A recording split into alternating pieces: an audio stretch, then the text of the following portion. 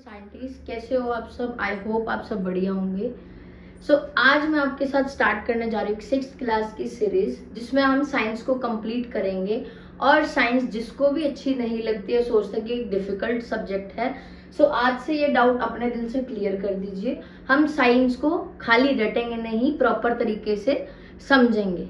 बिना किसी देरी किए आज मैं आपके साथ फर्स्ट चैप्टर आपका कवर अप करूंगी 6th क्लास का, एनसीईआरटी बुक में जो है आपका the wonderful world of science. ठीक है, बिना किसी देरी के हम इसको शुरू करते हैं। Just a second.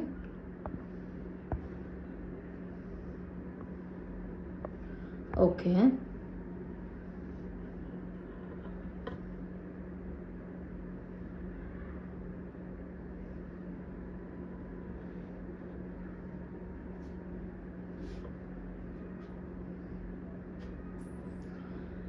क्लास, आप मुझे पहले ना एक चीज बताओ। मैं आपसे 5 क्वेश्चंस पूछती हूँ कि आपने कभी सोचा है कि पेड़ के ऊपर पेड़ ग्रीन कलर का क्यों होता है, या जो रेनबो है वो सिर्फ बारिश के टाइम पे क्यों आता है, या हमें पौधा, जैसे हम प्लांट ग्रो करते हैं उसके लिए हमें पानी जरूरी होता है, सनलाइट जरूरी होता है, वो क्यों?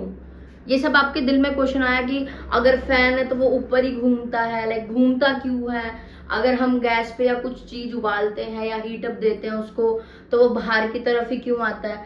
तो कभी आपके दिमाग में ये क्वेश्चन आया कि इसमें ये भी कह सकते हो कि अब मून जो है, वो मून अपनी जो वो है अपने 15 डेज की साइकिल चेंज करता है ना, छोटे से बड़ा, बड़े से बड़ा, ऐसे होके वो प्रॉपर होता है, तो वो आधा क्यों दिखता है और कभी पूरा क्यों दिखता है?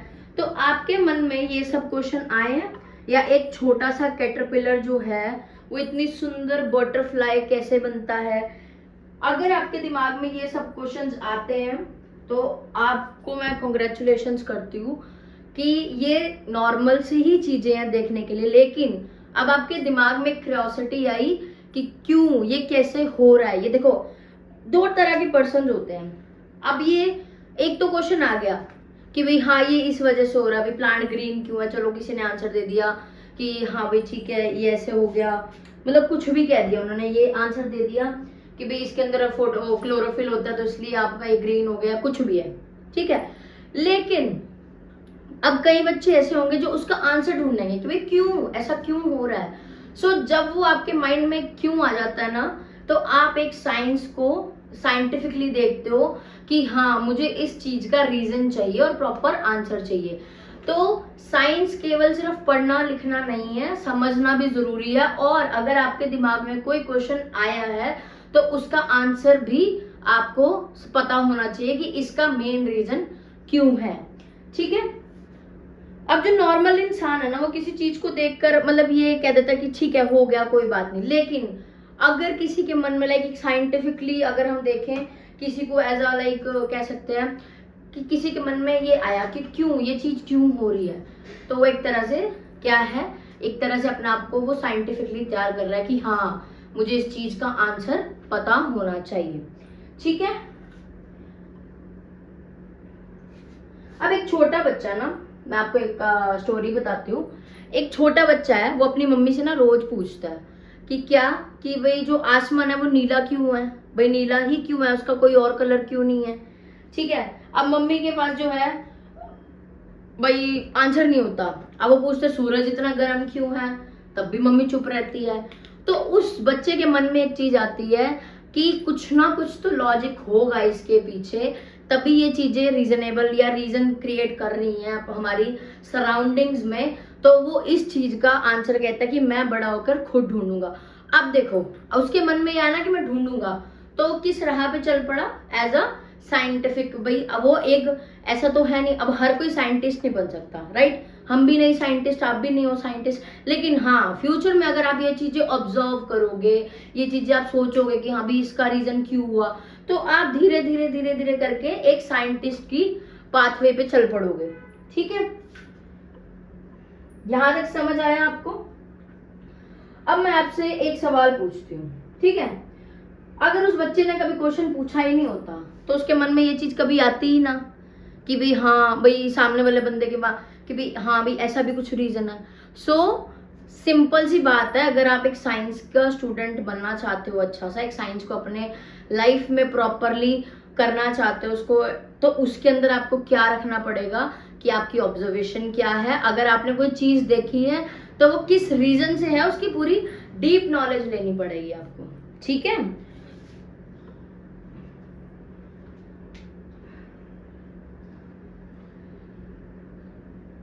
देखो साइंस की शुरुआत ना आंसर से नहीं होती।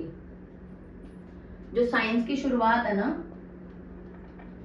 वो कभी भी आंसर से नहीं होती, कभी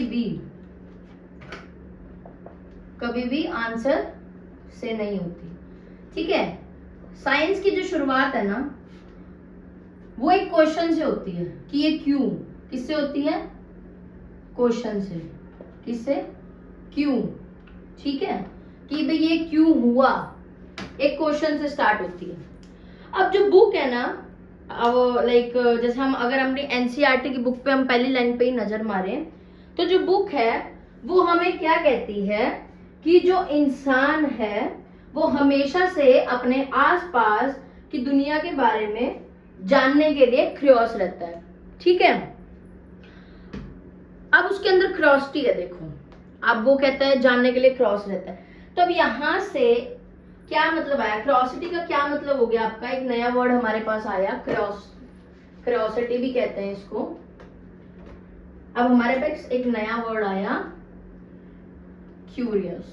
ठीक है, अब इसका मतलब क्या होता है, देखो इसका मतलब ये होता है कि किसी भी चीज के बारे में जानने की इच्छा रखता हो सामने वाला जो है, दैट है, मतलब आपको मैं ऐसे समझाऊं इसके अंदर,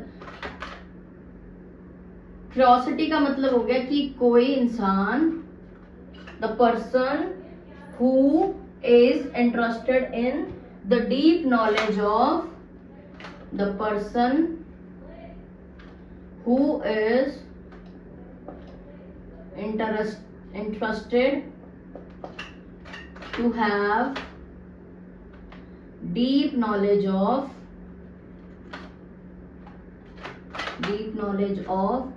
the thing।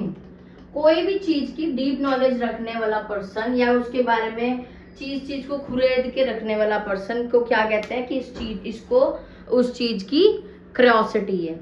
ठीक है, उसके बाद हम नेक्स्ट क्या करते हैं,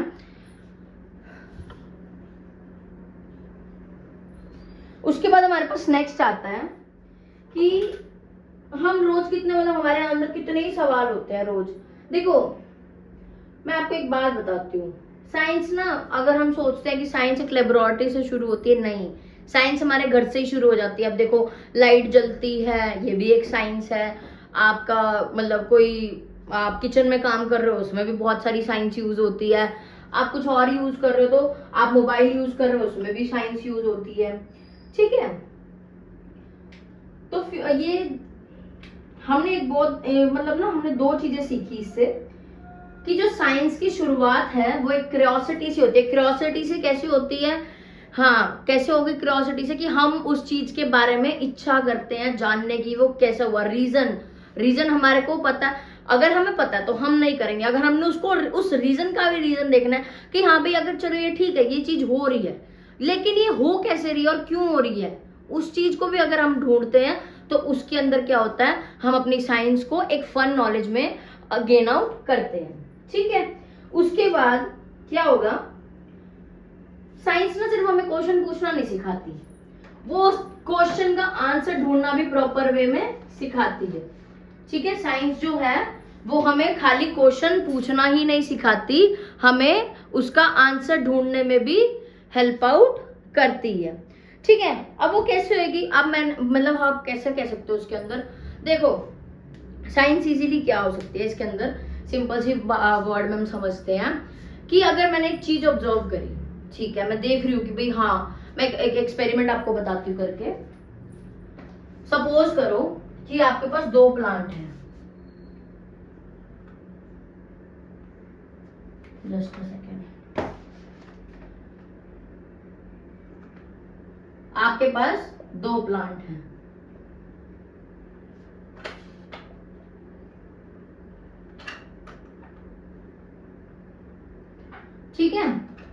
ये आपके पास 2 प्लांट हो गए।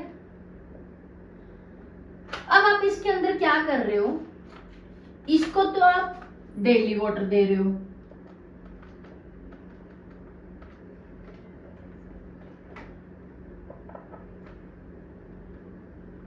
और इसको आप वीक में 1 टाइम। तो थोड़े दिनों बाद आप क्या चीज नोट करोगे कि जो ये वाला प्लांट है, इसके जो लीव्स हैं वो तो अभी तक ग्रीन है, हरा भरा पौधा है, लेकिन ये सूख गया।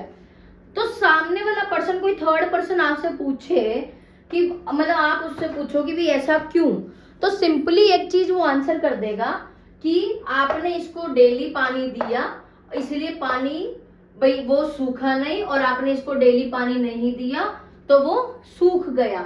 तो अब ये तो नॉर्मल इंसान ने कह दिया, लेकिन जो एक साइंटिफिक क्वेश्चन आता है हमारे दिमाग में कि देखो क्या होएगा इसके अंदर कि डेली जो वाटर मिल रहा है तब वो हरा भरा रह रहा है, जिसको नहीं मिल रहा तो वो नहीं रह रहा। तो वाटर क्यों इतना जरूरी है, तो हमने उसका एक रीजन ढूंढा कि वाटर को हमें ये चीज देखनी है कि वाटर, सनलाइट, सॉयल एक प्लांट को ग्रो करने के लिए क्यों इतना जरूरी है। तो ये अगर ये चीज आपके मन में आती है, ऐसे ऐसे क्वेश्चंस आपको आते हैं, तो ये आपका जो माइंड है वो एक साइंटिफिक माइंड है, इसको हम क्या कहते हैं, साइंटिफिक स्टडीज। ठीक है।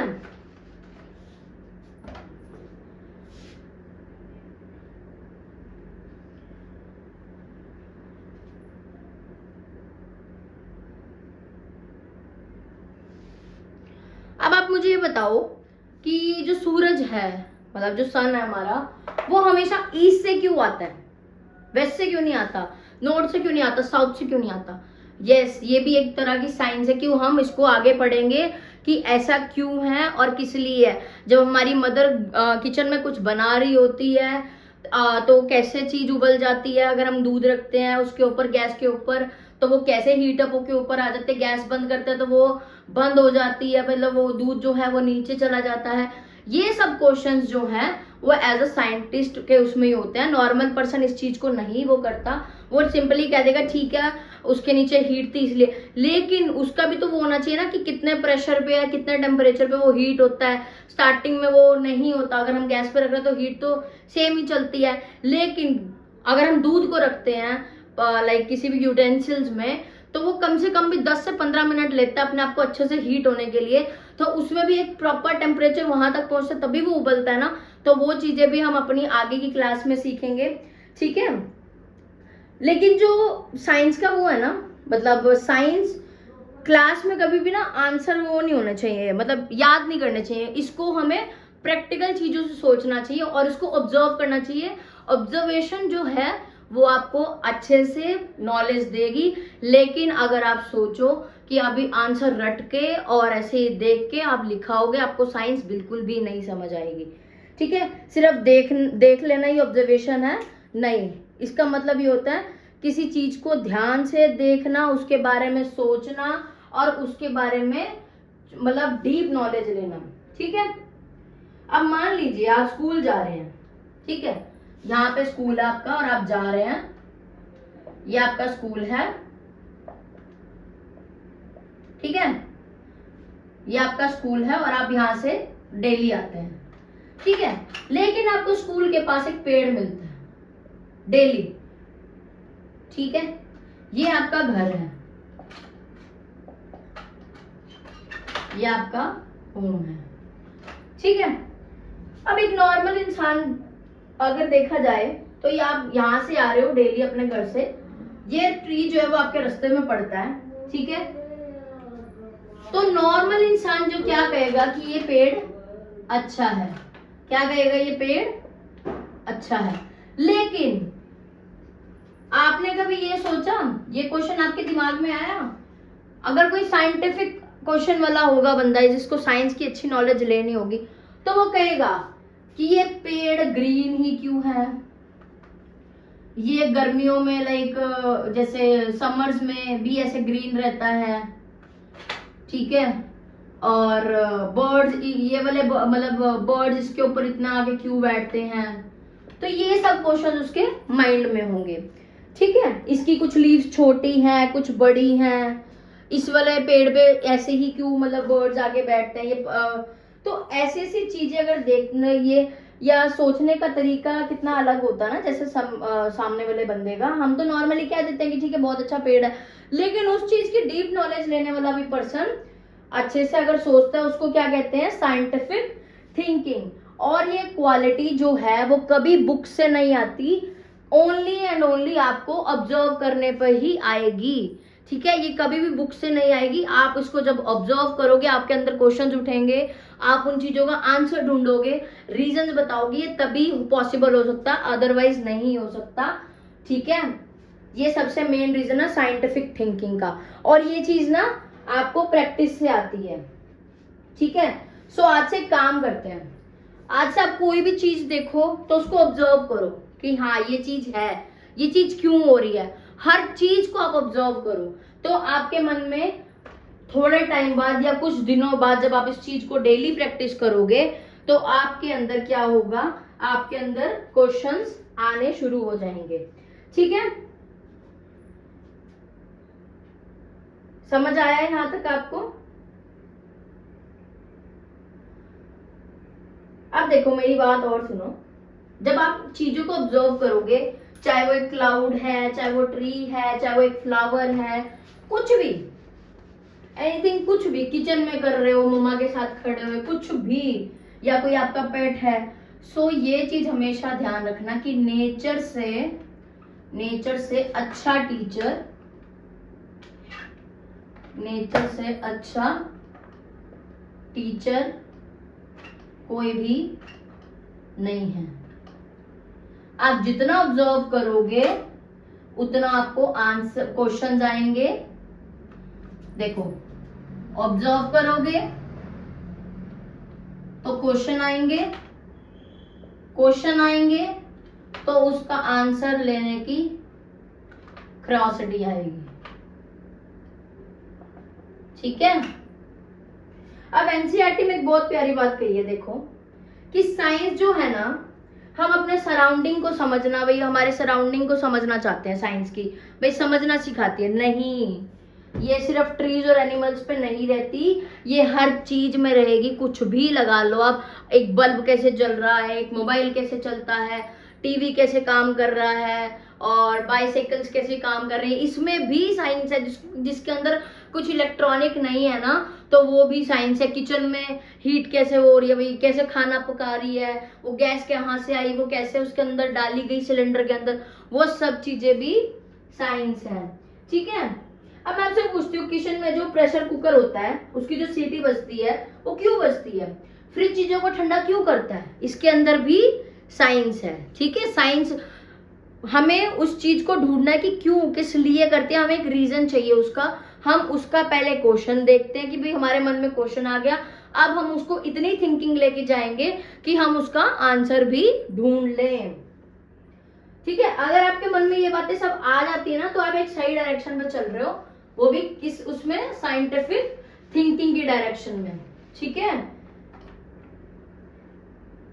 देखो साइंस में सिर्फ साइंटिस्ट के लिए नहीं होती, साइंस हर उस इंसान के लिए होती है जो सीखना चाहता है। चाहे आप डॉक्टर हो,